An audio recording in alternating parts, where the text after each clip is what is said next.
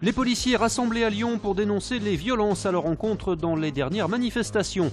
Gérard Collomb qui roule Macron, le maire de Lyon lui a apporté son soutien chez nos confrères d'RMC.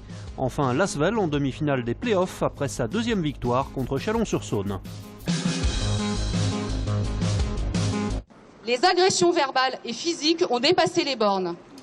Les auteurs identifiés doivent être condamnés. Nous dénonçons la banalisation des violences à l'encontre des policiers. Le ras-le-bol des policiers rassemblés aujourd'hui devant la préfecture à Lyon pour dénoncer, je cite, la haine du flic qui, selon eux, se développe au cours des manifestations contre la loi travail. Depuis le mois de mars, 350 policiers ont été blessés. Il y a eu beaucoup de blessés, des agressions gratuites, notamment on a un commandant qui a été violemment pris à partie, son casque arraché et qui a subi un grave traumatisme crânien.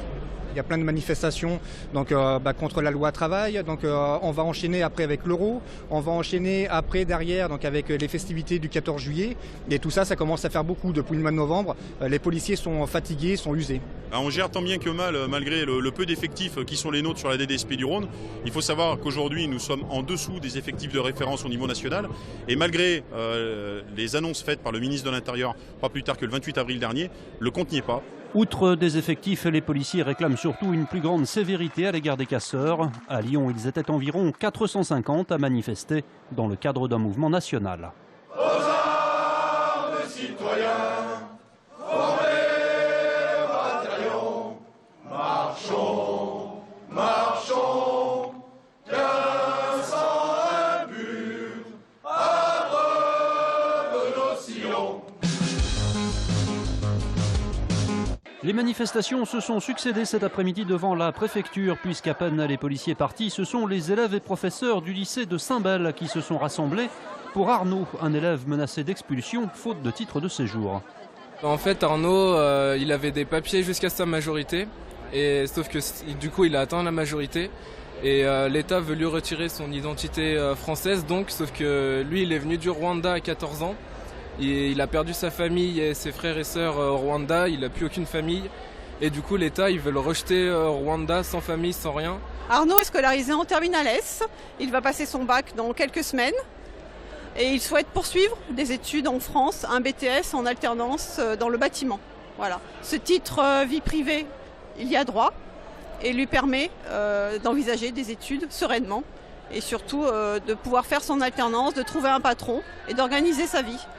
De son côté, la préfecture rappelle que le jeune homme a vu son titre de séjour déjà prolongé de 6 mois, le temps d'effectuer les démarches administratives supplémentaires.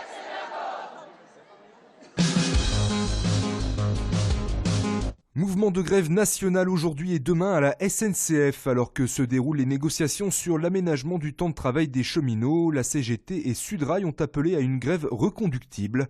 Un mouvement qui perturbera ce soir encore et demain la circulation ferroviaire.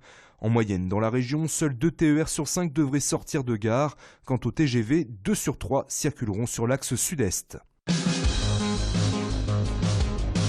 Il est capable de réunir la France. La petite phrase de Gérard Collomb. Dans une interview accordée à nos confrères de BFM et RMC ce matin, le sénateur maire socialiste de Lyon a exprimé son soutien à une éventuelle candidature d'Emmanuel Macron au présidentiel de 2017. Je crois que les choses vont se faire naturellement. Si au mois de décembre, François Hollande est toujours dans les sondages autour de 14-15 et que Emmanuel Macron est toujours aux alentours de 28-30, évidemment qu'à un moment donné, il sera le candidat. Autre personnalité lyonnaise qui a reçu le soutien de Gérard Collomb ce matin, le cardinal Philippe Barbarin, actuellement empêtré dans des affaires de pédophilie qui touchent le diocèse de Lyon. Si vous voulez, on lui a fait un faux procès. Moi, je comprends évidemment qu'il y a eu ces victimes de la part de l'Église catholique. Ça, je condamne totalement. Oui. Mais pour connaître Barbarin, c'est pas quelqu'un qui cherche à cacher les choses. Et donc, je pense qu'il essaye de mettre de l'ordre dans sa maison. Ça passe pour l'Asvel après une deuxième victoire contre Chalon-sur-Saône hier soir 79-71. La Green Team file en demi-finale des playoffs. Une rencontre très bien menée du début jusqu'à la fin par les Villeurbanais qui ont sorti le grand jeu, mais pas d'euphorie à la fin du match. On a fait une demi-finale cette année, on a perdu contre Chalon au Leaders Cup. Là, on a perdu une finale de la Coupe de France à Bercy. Donc moi, je suis très motivé comme tous mes joueurs et on ne va pas s'arrêter là. On a envie d'aller jusqu'au bout, comme tout le monde.